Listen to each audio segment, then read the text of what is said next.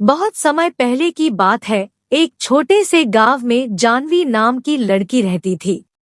उसके पिताजी एक छोटे किसान है और माँ एक गृहिणी है जिनका स्वास्थ्य खराब रहता था। जानवी ही अपनी माँ की देखभाल और खेत में काम करती है। जानवी बहुत सुंदर और दयालु थी। लड़की के पापा फूलों की खेती करते थे। जानवी की माँ दिल की रोगी थी। जानवी ही उनकी देखरेख करती और खेत पर पापा का हाथ बांटती। एक दिन जब जानवी अपने खेत से फूल तोड़ रही तभी उसे एक बहुत मधुर संगीत और गाने के आवाज सुनाई दी।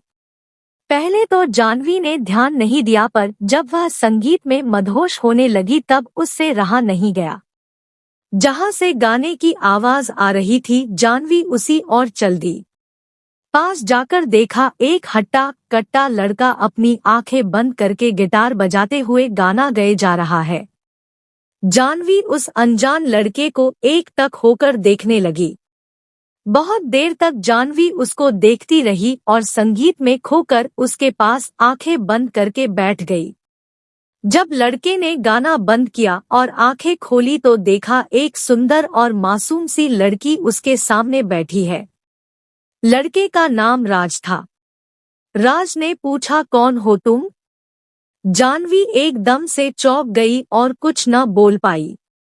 धीरे धीरे दोनों ने बात करना शुरू किया। जानवी ने राज के गाने की तारीफ की और राज ने उसकी सुंदरता की। राज पड़ोस के ही गांव का लड़का था जिसको संगीत में बहुत रुचि थी, पर घरवालों के कहने पर वह शहर में पढ़ाई करने गया था और नौकरी न मिलने की वजह से गांव वापस आया था। उस दिन दोनों बैठकर घंटों बातें करते रहे और दोस्त बन गए। जानवी को राज पसंद आ गया और दोनों रोज मिलने लगे। बहुत कम समय में दोनों एक दूसरे के प्यार में पड़ गए। जानवी को अपनी किस्मत में पाकर राज खुश रहने लगा, पर उसकी यह खुशी ज्यादा दिन की नहीं थी।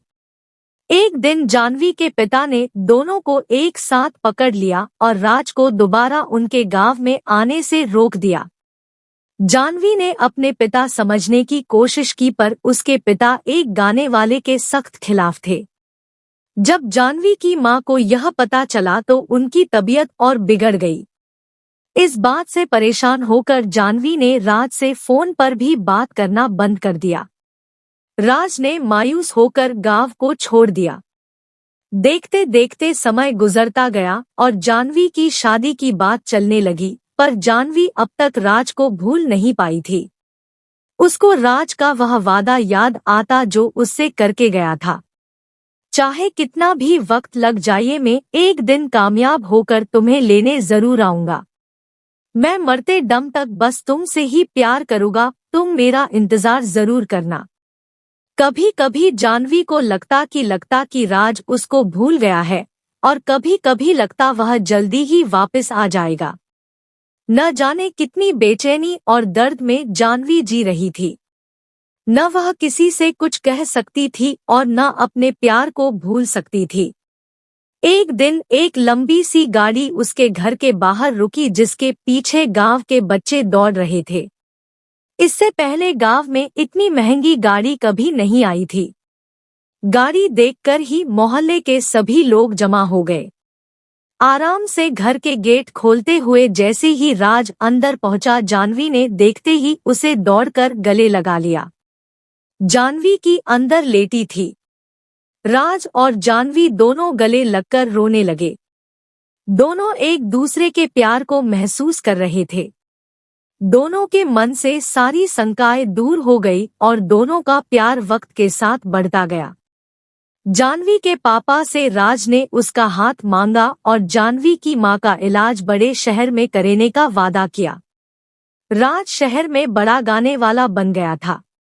उसके गाने टीवी पर आने लगे थे। आज उसके के पास वह सब कुछ था जिसको जानवी के पिता ने कभी देखा तक न था। उसके पास शहर में कई बंगले और कारें थी। जानवी के पिता इस बार राज को मना नहीं कर पाए और दोनों के प्यार को देखकर झुक गए और दोनों की शादी धूमधाम से करा दी।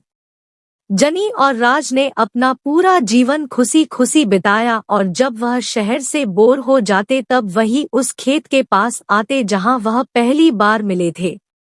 राज गाना गाता और जानवी उसकी बाहों में संगीत का आनंद लेती। दोनों ने धरती पर ही स्वर्ग का आनंद लिया।